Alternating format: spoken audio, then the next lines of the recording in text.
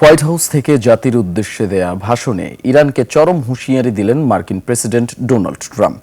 আগামী ২ থেকে ৩ সপ্তাহের মধ্যে দেশটিতে অত্যন্ত কঠোর আঘাত হানার হুমকি দিয়েছেন তিনি।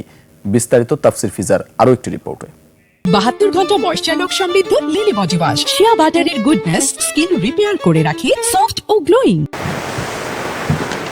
হোয়াইট হাউসের থেকে জাতির উদ্দেশ্যে ভাষণ দেন মার্কিন প্রেসিডেন্ট ডোনাল্ড ট্রাম্প। ভাষণে ইরানের বিরুদ্ধে সামরিক অভিযানের তীব্রতা বাড়ানোর ঘোষণা দিয়ে ট্রাম্প বলেন, ২ থেকে ৩ সপ্তাহের মধ্যেই ইরানে অত্যন্ত কঠোর আঘাত চালানো হবে।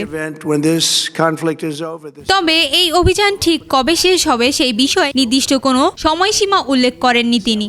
যদিও এর আগে এক বক্তব্যে তিনি বলেছেন, এই সংঘাত খুব দ্রুতই শেষ হবে। ইরান এখন আর কোনো হুমকির কারণ নয়। We're going to hit them extremely hard over the next 2 to 3 weeks. We're going to bring them back to the Stone Ages where they belong. চলমান এই যুদ্ধ নিয়ে মার্কিন প্রেসিডেন্ট দাবি করেন, যুক্তরাষ্ট্র তার মূল সামরিক লক্ষ্যগুলো অর্জনের পথে রয়েছে। দেশটি তার সব সামরিক লক্ষ্য খুব শীঘ্রই পূরণ করার পথে রয়েছে বলেও জানান তিনি।